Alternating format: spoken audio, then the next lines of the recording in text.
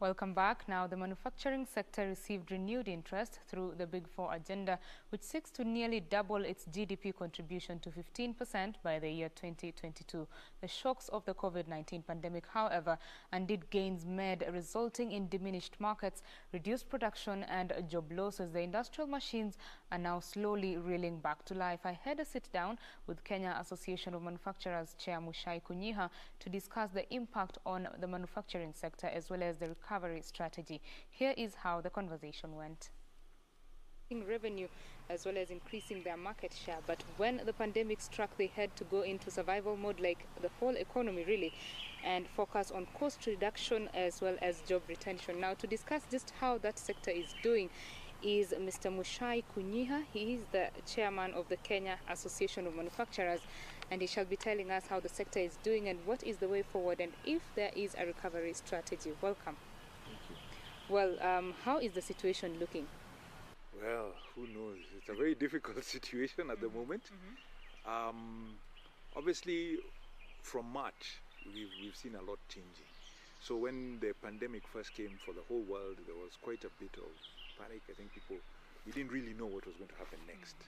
And there was a lot of worry and concern about the spread of the disease. I think the first thing to say is it was a health crisis. Right. So everybody was worried about who's going to get it, are we going to survive, that kind of thing. So that did lead to some really tough decisions and tough times. March, April, and I think part of May were very difficult for manufacturers. But as we've gone on, I think one of the good things, and I was just reading reports, we've had a relatively good we've gone through COVID.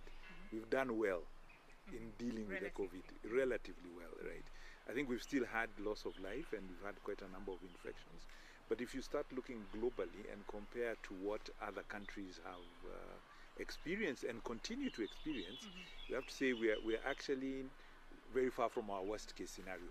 Whatever we feared worst, it hasn't come to pass. Right. And I think that's a good thing. So we need to commend government also and Kenyans for the actions that we took, because I think they participated in making sure that we didn't have too bad a first round of the pandemic. Now the challenge is that we don't know what's going to happen next. Right, no one knows the future really. Nobody really knows the future. There's still a lot of uncertainty until perhaps we get a vaccine. And then there's some level of comfort or a treatment. That's the other one they're saying. That is the hope everyone has. That's the hope everybody has. So there was a lot of uncertainty then. Obviously the lockdowns had a big impact on manufacturing. Thankfully, again, with government, we were able to identify essential production, and that was kind of kept free. We could continue manufacturing. We could work overnight. Goods could move within the country, even after hours and so on, if we had the right permits. Yeah, I think being able to supply the market was an important part of that. Right. Now, having said that, I think it has been difficult also for some of the manufacturers. We did a survey in May and found that actually more than 60-70% of our manufacturers were operating below 50% of their capacity during that period.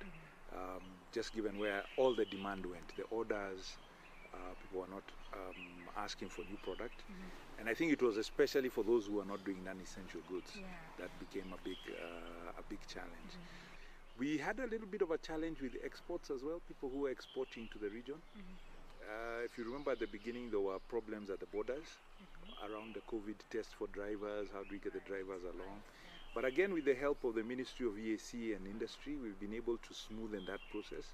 So now it's a little bit smoother. People understand what needs to be done to move goods across borders, etc. So that's opened up a little bit. Well, how about the exports now that use maybe planes, cargo space?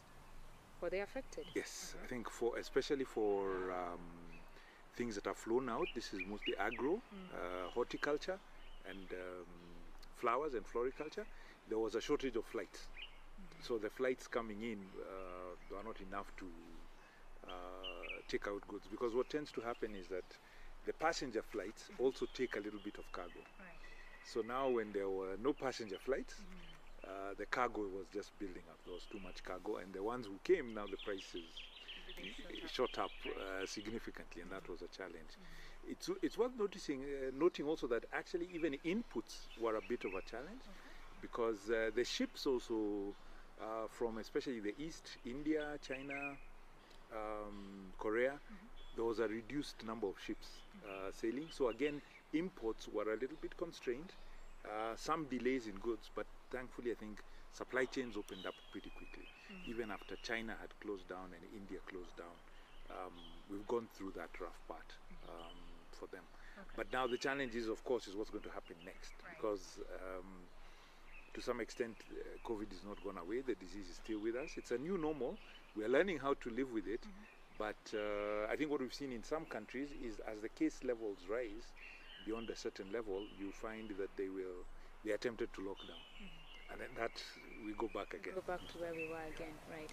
When you talked about the production capacity going down, of course these affected the workforce as well. Could you just give us a picture of how that went down? Yeah, it's very difficult, I think, for employers in all sectors. And I think, if you think about hospitality, for instance, but we know it was the same for manufacturing. When you have no work and you have staff, you don't know what are we going to do with them. So a lot of what has been done and what had been agreed with a lot of the unions, and we've been working with the unions, FKE and the Ministry of Labor, is to say, let's not lay off people too quickly.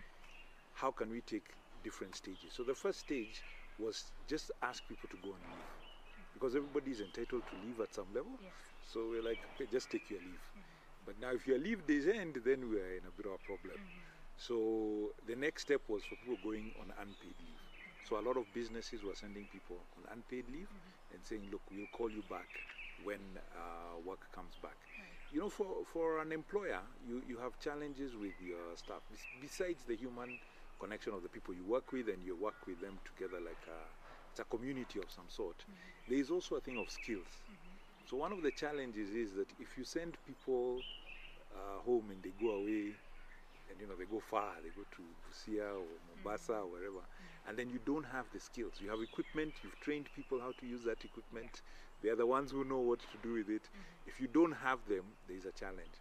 But of course the challenge again is, we can't have people sitting around or coming to work, which is an expense again, and you're not able to pay them. So there's a responsibility of the employer not to create expenses for their staff, which is just making life harder for them, and they're not going to be able to pay. But I think a lot of organizations have figured out how to negotiate, and we've been encouraging our members, have a discussion with the employees so you can figure out what is happening. Of course, there were others also who just reduced pay. That was also one of the steps. We just say, instead of any of us going home, why don't we reduce our pay, and then we'll be able to share the little that we have over this period. Thankfully, I think a lot of industries are picking up again, so they are able to kind of call back employees and keep work going.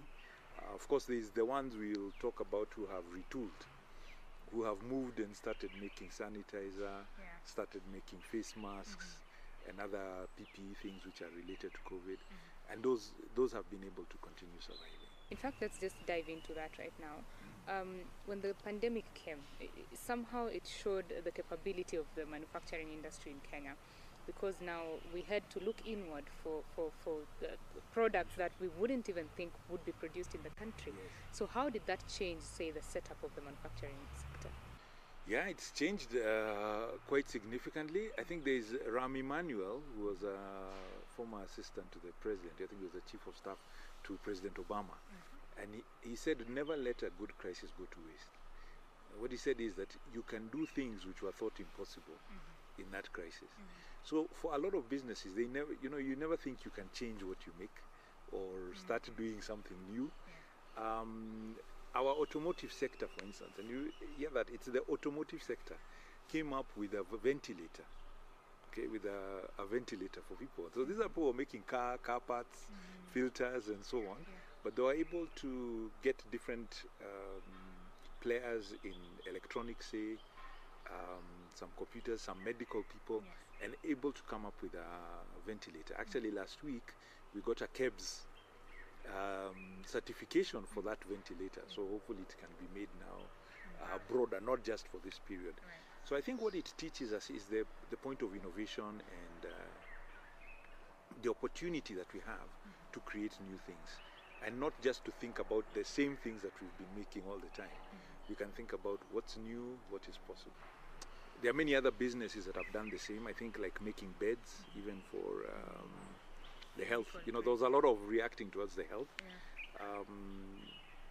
And that's, so that's been good to see what pool of innovation that we have within ourselves. Obviously, there are things like even, is it digital online sales, which have now grown. People starting to realize that we can actually sell online whatever we were doing before. Anything really, because food and appliances. Yes, we can put it up there, and there's been quite a big growth there. So I think there was a lot of adjustment to the new reality to keep us going. Do you think that this is something that will go on beyond COVID-19? I hope so, because I think we need to understand that that innovation is going to keep us going. I think, like we said, because we don't know where we are yet with the whole pandemic and what's going to happen next, we do know though that there are new opportunities opening up. We realize that global supply chains might be realigning a little bit, not just because of COVID, but because of also the China-US issues, the trade agreements we are coming up with. There's the Africa CFTA, we have Brexit going on. There are opportunities in there. And so it is a chance and a time for us to start thinking innovatively.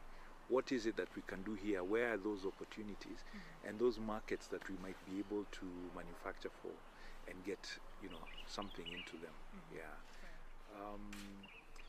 But also, I think one of our big challenges is still going to be our productivity at the end of the day, and our ability to compete in these global markets. Yes, it's true. There'll be some strategic realignment, but even as people realign strategically, they might decide we don't want to produce anymore in China. But why will they want to produce in Kenya? We have to make that attractive. We have to show that we are very productive. We have to show that we have, clear policy and rules, and the opportunities here to serve the African market, the East African market. So that's part of the work we need to do, make sure that our policy is absolutely geared for what the new future is going to be. Before the pandemic struck, there were already challenges that the sector was facing. One of them, the biggest that manufacturers always complain about, is high cost of energy. Right. So as it is right now, what do you think the government should do to ensure that they create a business environment that's favorable really for Kenyan goods? Yes, it's. I think there are very many difficult questions around the costs of our economy that need to be, reviewed. Obviously, power is one of the big ones, and power is very specific. There are some industries which are very high power consumers, but others consume less. But what tends to happen with the cost of power is that when investors abroad are looking at a country, the first thing they do, they may not come. The first thing is, get me a report. Let me look at what's the population, how educated are they, is there a free exchange of currency?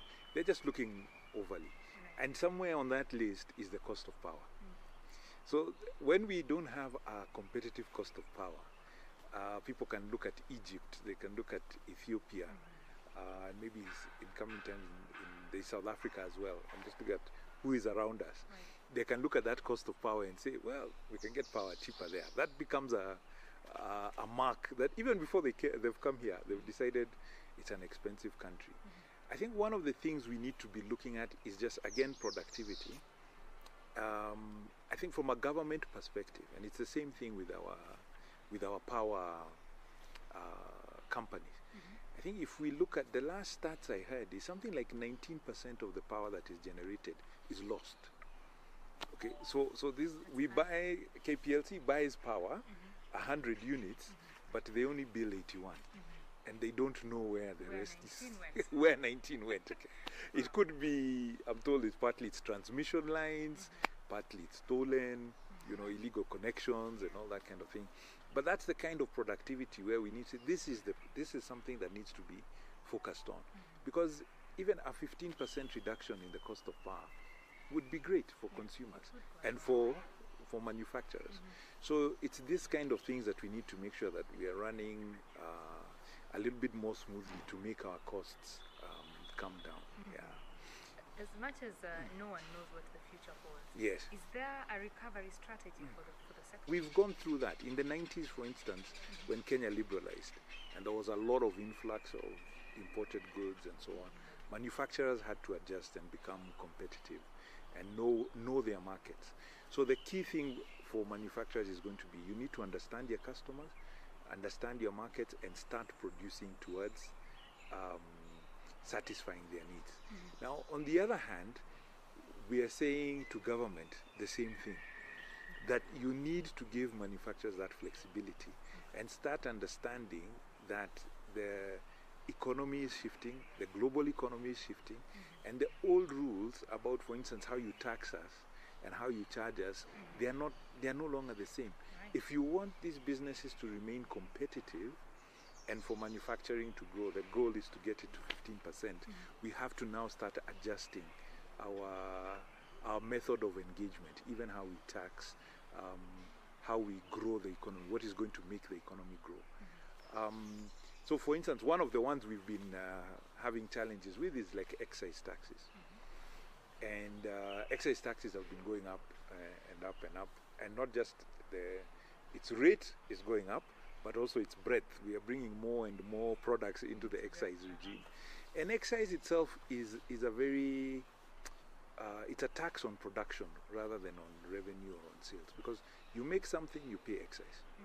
Whether you've sold it, whether you sold it for a profit, just by the act of making it is taxed. And that, that is not conducive to business. So we'd rather you should be taxing their profits rather than just the production. Yeah. And you look at other countries, what it tends to do is, because you're taxing production in the country, you're not similarly taxing people who import products. So you start encouraging people to import products because it's not taxed. So it's cheaper to import than to access locally made goods, which is a big problem. There's a competitiveness which companies here must be competitive. We must organize ourselves and produce at a competitive rate. But then there's now a lack of competitiveness that is introduced by tax or by the tax regime or by not getting your VAT refunds, for instance, because you have to fund all this, quite a lot of cash flow that you have to fund. So if we start removing those things that are making us uncompetitive, that will help the local businesses adjust and be able to be agile within the current circumstances. So in fact, in our toolkit, we had a project with KPMG where we were looking at what is the recovery strategy, very much to your question, what do we need to do? And we came up with a toolkit and said these are some of the things that the areas that government should be looking at that are going to help us go forward. And one of them is, of course, we've talked about policy. We need clear policy. And it's not just clear policy. We're saying it's new policy. It's a new world. Can we relook at our policy on how we're going to encourage industrialization? But then also we say, let's make this policy stable over the long run. It's not just, we tend to make strategy 1 year and then next year we've changed our mind, which is not very good for industry. We need longer term planning because industries it's a big investment. It takes time to invest. It takes time to recoup the investment. And then secondly, we're looking at SMEs and saying that a lot of our manufacturers are actually SMEs. And we need to think about how whatever policy we're coming up with, how do we help SMEs grow? Is it credit that they need? Is it, and on credit, the government I know is working on a guarantee fund. I think the cabinet approved something last week around that, a credit guarantee scheme. But it's training as well, because they need to know, a lot of the time for SMEs, it's not just the money, it's also the ability to use the money, to understand how do you bring in systems, how do you improve your productivity, how do you improve on your quality. When you look at it like that, you actually think it's not enough to just say, buy Kenya, build Kenya, There's a lot around that. There's a lot around. Yeah. I think but we like the idea of buy Kenya, build Kenya is good for whatever we are making in Kenya. Yes, and especially our taxes. If it's the government buying with our taxes, they should buy our products. So that is, they should privilege them. But of course, it creates other issues. They should do it when it's competitive. Because just because we make it in Kenya doesn't mean that we should spend, again, it's our taxes. I don't want to know that my taxes are being used to buy Betty's milk, which is 3 times the price of something else. That we could get it 3 times cheaper. Then that it's not useful for the economy. So the question is, how can we get yours to be competitive? That's number one. And a lot of the times, though, for Buy Kenya, Build Kenya, and we have a new list of items, you find those things are competitive.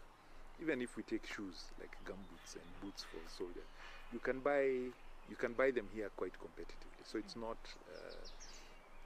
that may not be the reason that is there. But the other side is about industrializing. Kenya is a biggish market. Okay, it's a sizable market of some sort. But in global terms, it's a very small market. The opportunity for us, if we're going to industrialize, is going to be in exports.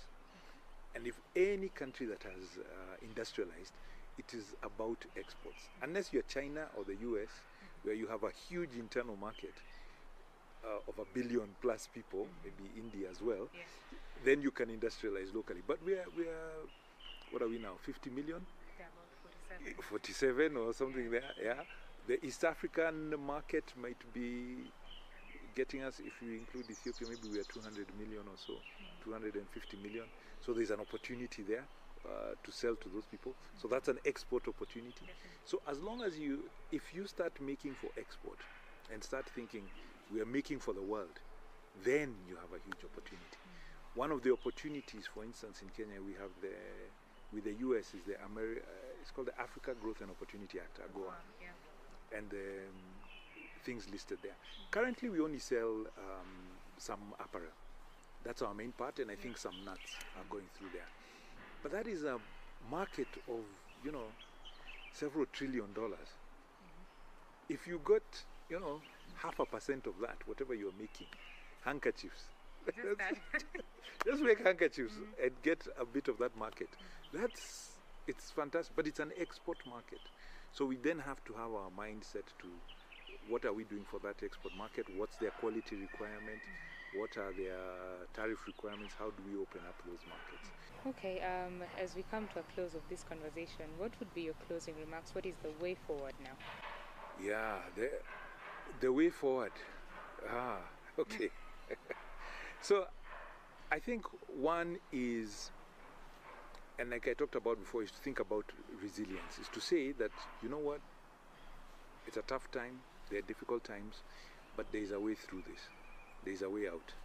And we need to, if we apply our minds to it, if we think big enough, and if we think radically enough, we can actually transform our industrial market, we can transform our manufacturing, and in effect transform our country in what we do.